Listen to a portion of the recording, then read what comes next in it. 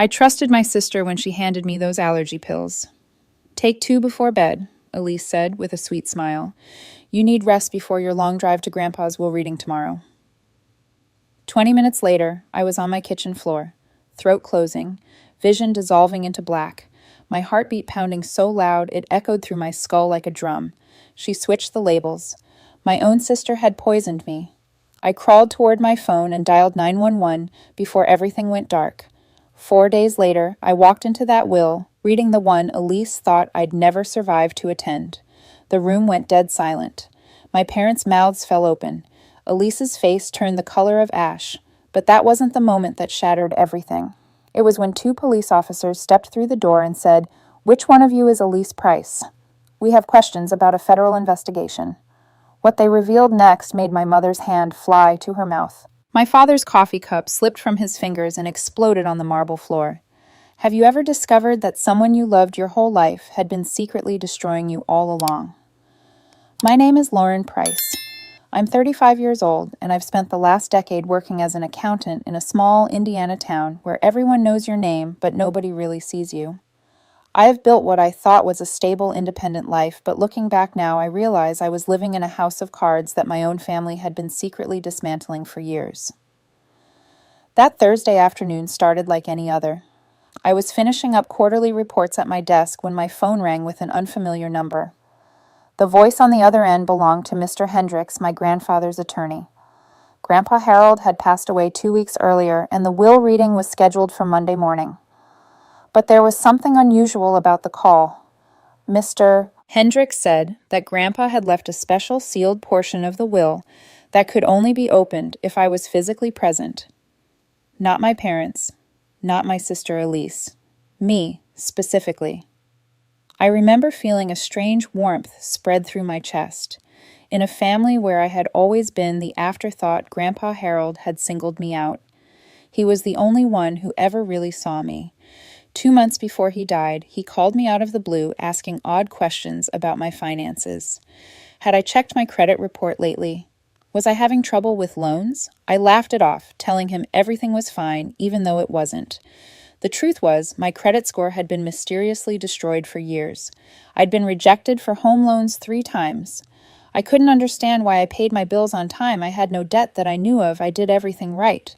But the banks kept saying no, and I kept blaming myself for some invisible mistake I couldn't identify. During that last phone call, Grandpa mentioned my grandmother Eleanor's name and then paused for a long moment as if he wanted to tell me something important. But he changed the subject, and I was too distracted to press him. I wish now that I had listened more carefully. Grandma Eleanor died 5 years ago, and the wound still hasn't healed. She was the one who used to braid my hair when I was little, who called me her brave girl, who made me feel like I mattered.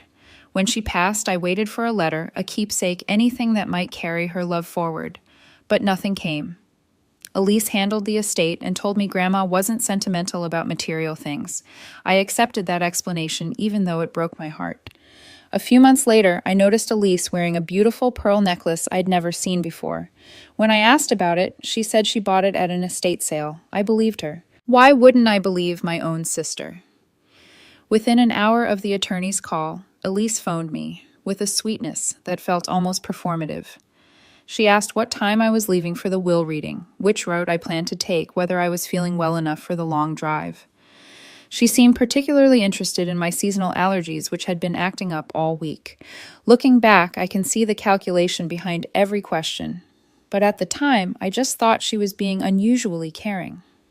That evening, I was settling in for a quiet night when my phone buzzed with a text from Elise. She was stopping by with some new allergy medicine, she said. She wanted me well-rested for the long drive Monday. I smiled at the message, touched by what I thought was sisterly concern. I had a security camera system installed after a break-in 2 years ago, and I watched on the monitor as her car pulled into my driveway. As I unlocked the door to welcome her, I had no idea that Elise had spent the last 8 years systematically destroying my life from the shadows. And tonight she was about to repeat a crime she had successfully committed 5 years ago, one that had already stolen my grandmother's final words from me forever. Elise stepped through my door that Thursday evening with a warm smile and a small white pharmacy bag in her hand. She looked every bit the concerned younger sister, her voice soft and caring, as she pressed the bag into my palm. "These are stronger than your usual brand," she said. "Take 2 before bed and you'll sleep like a baby. You need your rest before that long drive Monday." I noticed her eyes flick toward the security camera mounted in the corner of my living room, but I thought nothing of it. Maybe she was just curious about my home security setup. She hugged me before she left, and the embrace lasted longer than usual. I remember thinking how nice it was that we were finally getting closer. I had spent so many years feeling like the outsider in my own family, and here was my sister showing up with medicine and genuine concern. I thanked her and watched her taillights disappear down my quiet street. I took the pills exactly as she instructed. 2 small tablets with a glass of water, then I settled onto my couch to watch television. The evening news droned on about local politics and weather forecasts.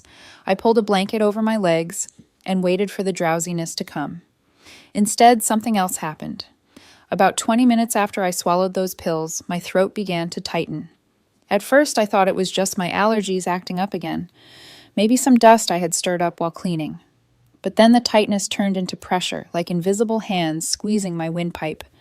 My vision blurred at the edges. My heart started pounding so hard I could feel it in my ears, beating wildly and irregularly like it had forgotten its own rhythm. This was not allergies. This was not a side effect. Something was terribly, terribly wrong. I tried to stand, but my legs gave out beneath me. I crashed to the floor, knocking over the lamp on my side table. The room spun around me in sickening circles. I knew with sudden clarity that I was going into anaphylactic shock. Those pills were not allergy medicine.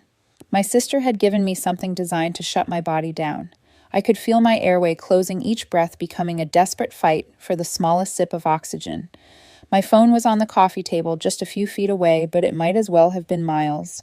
I dragged myself across the carpet, my arms trembling, my vision going dark at the edges. I reached up and knocked the phone to the floor, then fumbled with shaking fingers until I managed to dial 911. When the operator answered, I could barely speak. I gasped out my address in broken fragments, each word costing me precious air. Then everything went black. I learned later that my neighbor, Mrs. Patterson, saved my life. She is 67 years old, a retired school teacher who lives alone in the house next door. She heard the ambulance sirens and came running over in her bathrobe and slippers. The paramedics found me unconscious on my living room floor, barely breathing, my lips turning blue. Mrs. Patterson held my hand while they worked on me, and she rode with me in the ambulance to the hospital. She stayed in the waiting room all night, refusing to leave until she knew I would survive. I woke up in the intensive care unit on Friday morning with tubes in my arms and an oxygen mask on my face. A nurse told me I had arrived just in time. Another 10 minutes, and I would have been beyond saving.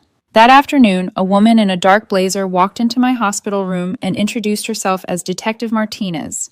She asked if I felt well enough to answer some questions about my sister Elise.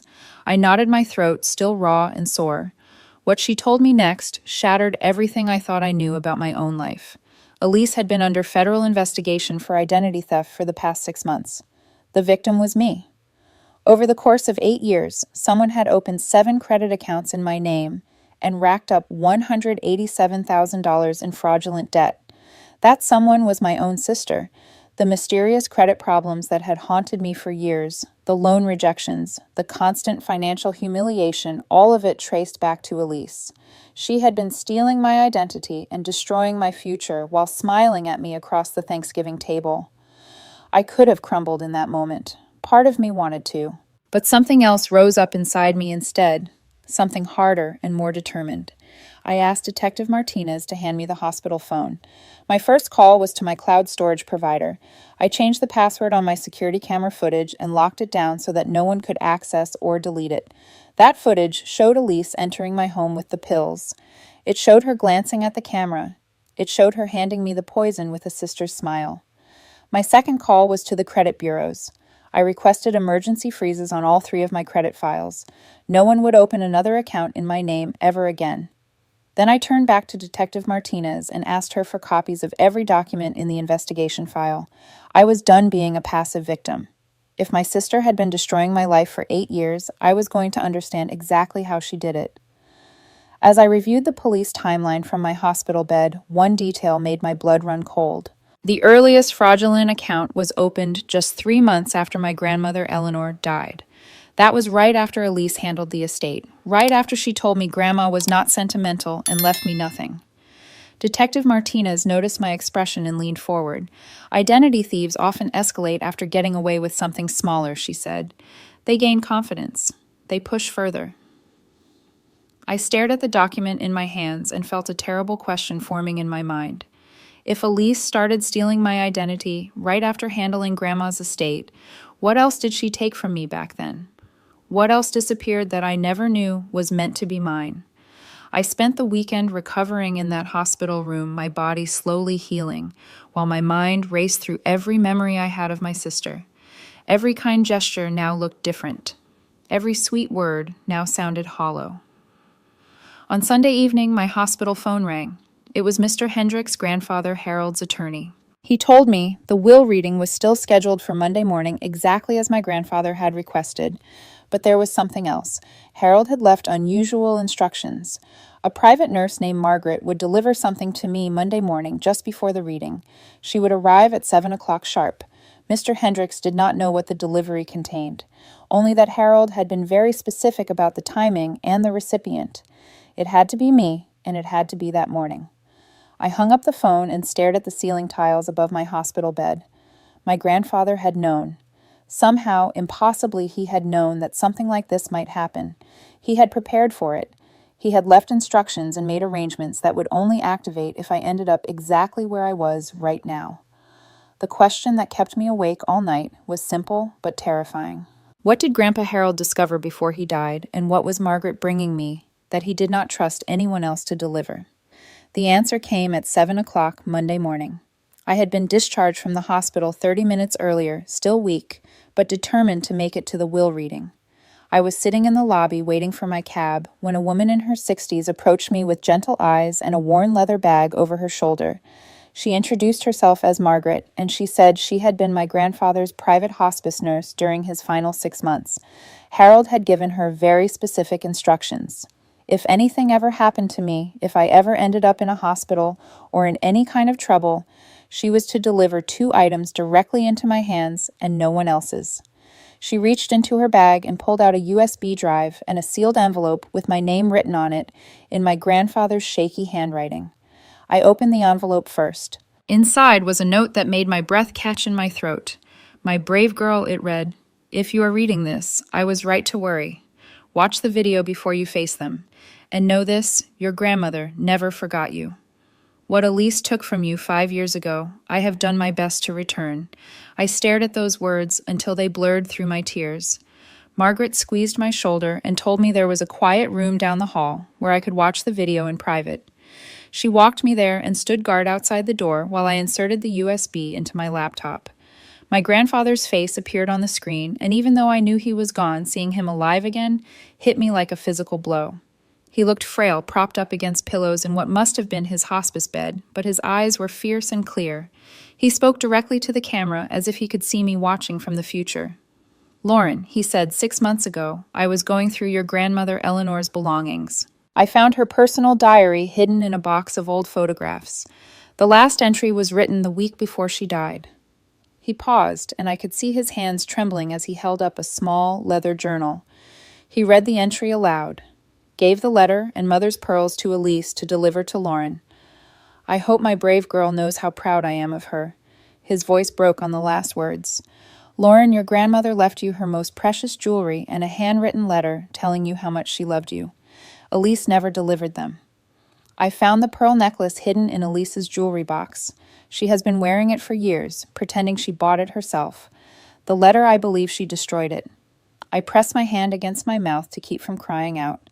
5 years of grief. 5 years of believing my grandmother had forgotten me. 5 years of watching Elise wear those pearls and feeling that familiar ache of being the invisible daughter.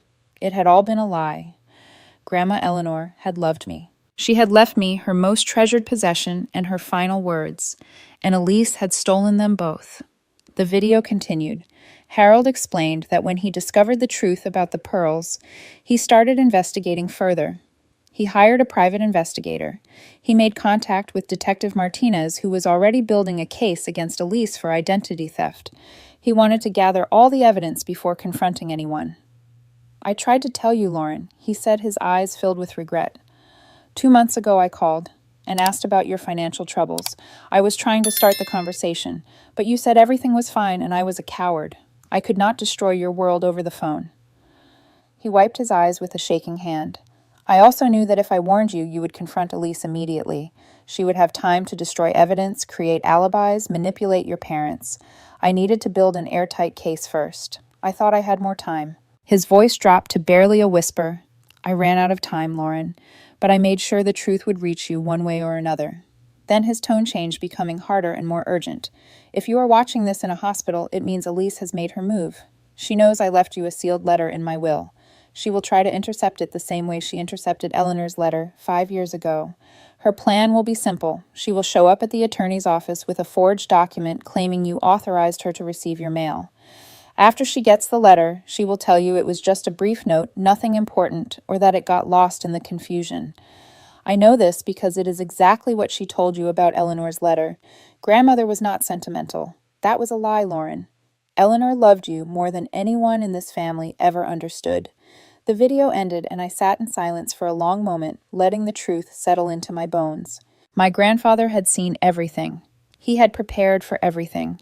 And now I was going to walk into that will reading armed with knowledge that no one expected me to have. I arrived at the attorney's office at 5 minutes before 10.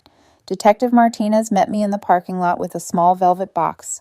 Inside were my grandmother's pearls recovered from Elise's home that very morning as evidence. I fastened them around my neck and walked through the front door. The conference room fell completely silent when I appeared. My parents sat on one side of the long table, my sister on the other. Elise's face went pale the moment she saw the pearls against my skin. She recognized them instantly. She knew exactly what their presence meant. I said nothing. I simply took my seat and waited. The attorney read the will. 70% of my grandfather's estate was left to me. He had included a written explanation. This is not favoritism, he wrote. This is compensation for what was stolen from my granddaughter and recognition of a character that remained kind despite receiving no kindness from her own family. My mother made a small sound of disbelief. My father stared at the table. Elise's jaw tightened, but she said nothing.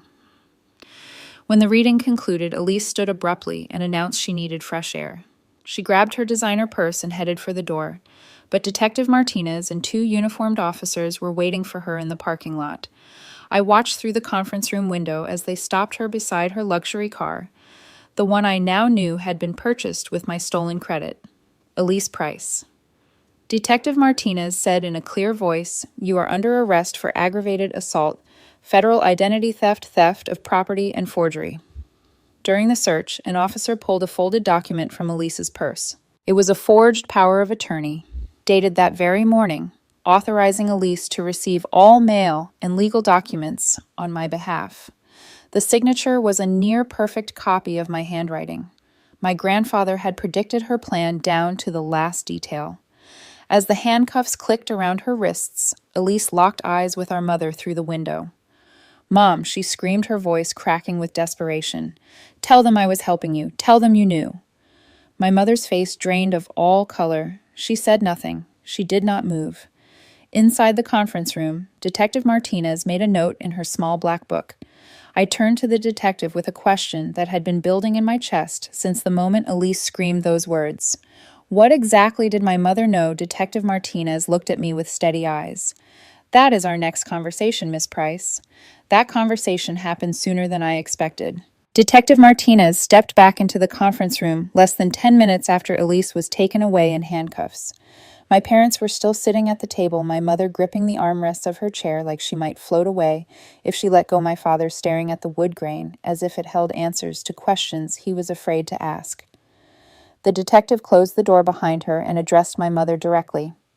"Mrs. Price," she said, "we have evidence that you became aware of the identity theft 3 years ago and took active steps to conceal it." My mother's head snapped up. "That is ridiculous," she said, her voice climbing higher. "I had no idea what Elise was doing. I am as shocked as anyone." Detective Martinez opened a folder and spread several documents across the table. Bank statements showing monthly transfers from my mother's account to Elise's amounts that exactly matched the minimum payments on the fraudulent credit accounts. Those payments had kept the accounts from going to collections, which would have triggered alerts that might have reached me. There were also printed text messages, conversations between my mother and Elise discussing how to respond if I ever questioned my credit problems. Tell her it is probably just a mistake at the bank, my mother had written. These things happen all the time. Act sympathetic, but do not offer to help her look into it. The final piece of evidence was a deleted email that the investigators had recovered from Elise's computer. My mother had written it 2 years ago. Just make sure she never finds out the email read, "I cannot lose you too." My mother opened her mouth to deny it again, but I pulled out my phone and pressed play on my grandfather's video. His voice filled the conference room, calm and deliberate, explaining exactly what he had discovered and when. He named dates. He cited bank records. He described the moment he found the text messages on Elise's phone while she thought he was napping. My mother listened, with her face growing paler by the second. When the video ended, she did not try to deny it anymore. Instead, she started to cry. "You do not understand what it was like," she said through her tears. "I was not ready to be a mother when I had Lauren. I was 22 years old. I had dreams. I wanted to travel to see the world to figure out who I was before I became someone's mother. But Harold, my own father, convinced me to keep the pregnancy. He said I would regret it forever if I did not." She looked at me with an expression I had never seen before, something between guilt and accusation. "I have spent 35 years feeling like my life was taken from me. And then you grew up so independent, Lauren, so self-sufficient. You never needed me for anything. You figured everything out on your own and never asked for help. But Elise needed me. Elise called me every day. Elise wanted my advice, my comfort, my presence. When I found out what she had done to you, I could not lose the only daughter who actually wanted me around. I sat very still as 35 years of coldness finally made sense. Every missed birthday call, every forgotten graduation, every holiday where my mother looked through me like I was made of glass. She had never bonded with me because she had never wanted me in the first place. And when she finally had a daughter who needed her, she chose to protect that daughter's crimes rather than protect me from them. My father had been silent through all of this, but now he spoke up. His voice was hoarse and confused. "What do you mean you knew for 3 years? What do you mean you helped her hide it?" Detective Martinez slid another document across the table. This was a loan application from 5 years ago, co-signed by my father. Elise had told him that I had already agreed to be a guarantor and just needed a family member as a co-signer for paperwork reasons. He had signed without questioning it, without calling me to confirm, without thinking twice. He had unknowingly helped his younger daughter commit fraud against his older daughter. He stared at the document with his name on it, then stared at his wife. "You knew about all of this. For 3 years you watched Lauren struggle and you said nothing." My mother's tears turned to anger. "You never cared enough to ask why Lauren's life was so hard," she snapped back at him.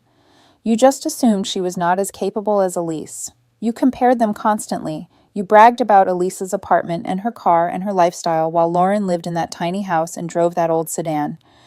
It never occurred to you to wonder how your younger daughter afforded so much on her salary. It was easier to believe Lauren was the failure than to pay attention to what was actually happening."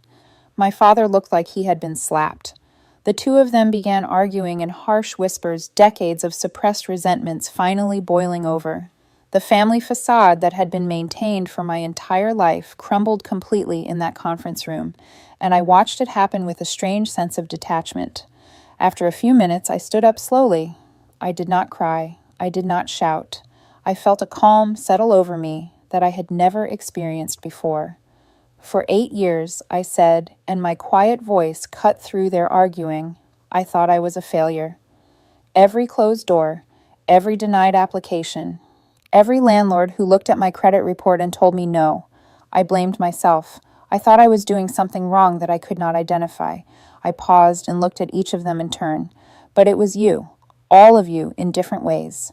I looked toward the window where Elise had been arrested. Elise stole my name, my credit, my future. She stole grandmother's letter and her pearls. For 5 years I thought I was forgotten by the woman who loved me most. I turned to my mother. You discovered the theft and chose to protect the thief. Because I never needed you enough. Because I made the mistake of being self-sufficient. I looked at my father. And you never once asked why my life was so hard. You just assumed Elise was the successful one and I was the disappointment. It was easier than paying attention. Neither of them could meet my eyes. The attorney cleared his throat. There is one more item, he said. Mr. Harold recovered a copy of Eleanor's original letter from her personal attorney's files. Eleanor had kept a duplicate. He handed me a cream-colored envelope with my name written on it in my grandmother's elegant script. My hands trembled as I opened it. I read the letter aloud, so everyone in that room could hear what had been stolen from me. My brave girl, I know your life has not been easy. In that family, I have seen how they overlook you while praising your sister, but I have also seen how you keep your heart soft anyway. That takes more courage than they will ever understand. I am leaving you my mother's pearls. They were meant for the granddaughter who inherited my spirit, not just my blood. Wear them and remember, you were always enough. You were always loved. Your grandmother, Eleanor. For the first time that day, I let myself cry. Not from pain, but from finally being seen. My grandmother had known. She had watched and understood and loved me anyway. She had tried to tell me, and Elise had stolen those words. But now I had them. Now I knew the truth. My mother reached for my arm as I folded the letter carefully. Lauren, please, she said. You have to understand. I was young.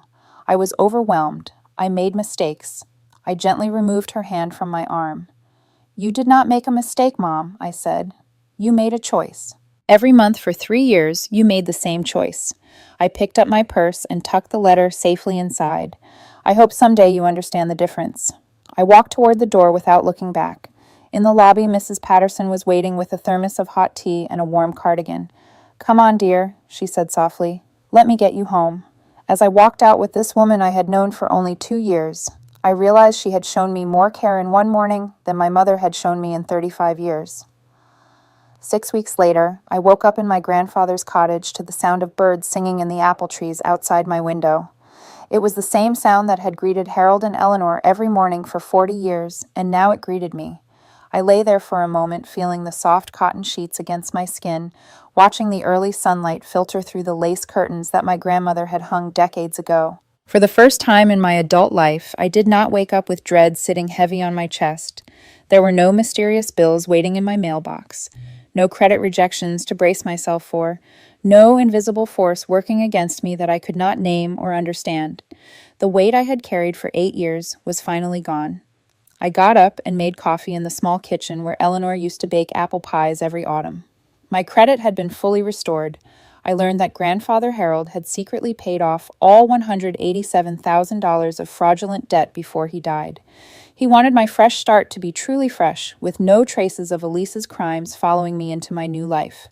I touched the pearl necklace at my throat as I waited for the coffee to brew. I wore it every single day now.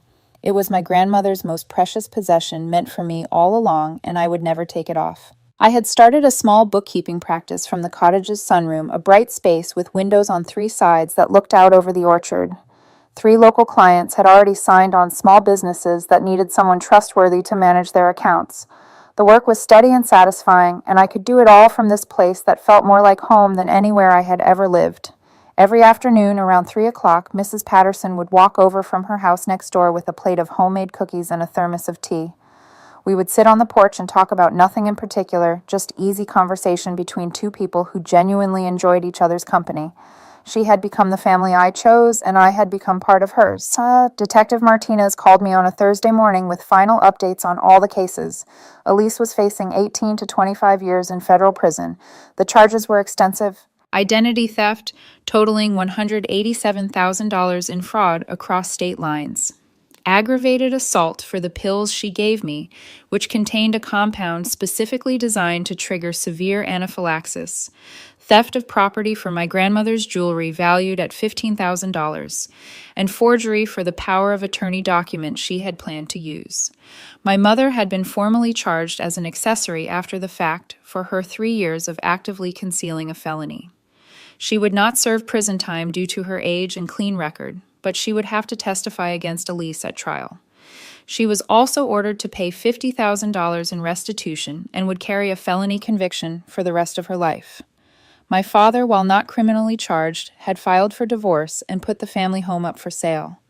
He sent me a letter apologizing for his blindness, asking for nothing in return. I read it once and put it in a drawer.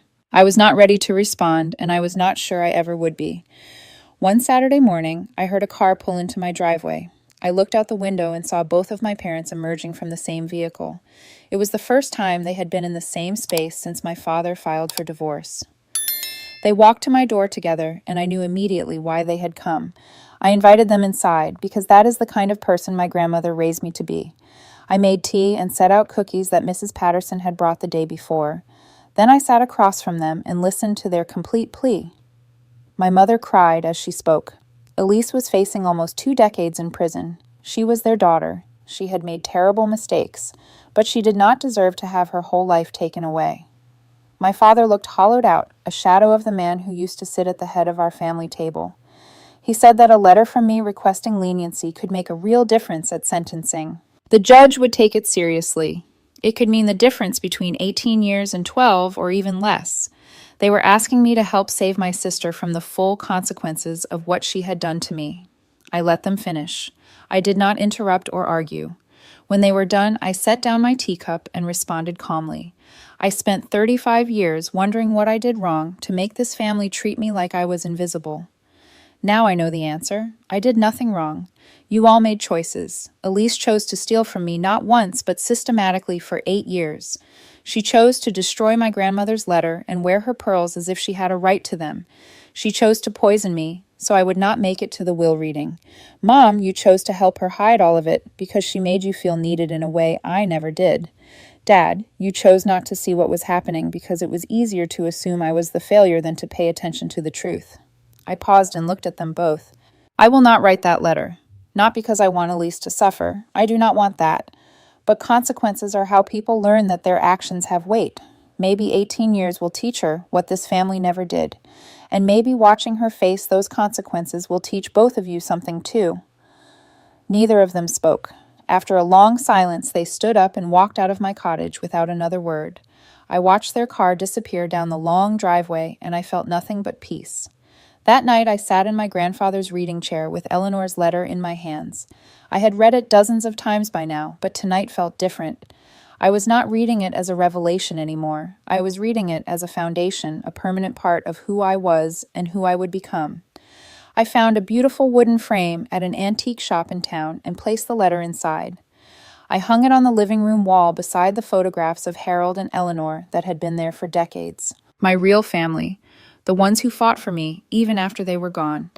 Beneath the photos, I placed a small card with words I had written myself. Family is not who you are born to. It is who chooses you and who you choose back. A month later, early autumn arrived, and the apple trees in the orchard were heavy with fruit. I sat on the cottage porch at sunset with a cup of tea, cooling in my hands, watching the sky turn gold and rose above the Indiana fields. Mrs. Patterson waved from her garden next door, where she was teaching her granddaughter how to plant tulip bulbs for spring. I waved back with a smile that came easily now. I touched the pearl necklace at my throat, the one my grandmother left me 5 years ago, the one I finally received 6 weeks ago, the one I would wear for the rest of my life. I got your letter, grandmother, I said softly to the evening air. I know you never forgot me. I know you saw me when no one else did. A breeze stirred the apple trees, and somewhere nearby a wind chime that Harold had hung decades ago played 3 soft notes. I closed my eyes and breathed deeply. Family is not blood, I whispered. Family is who fights to stay in your life, and who fights for you even after they are gone. I opened my eyes to the sunset. This is just the beginning, I said, of the life I should have had all along.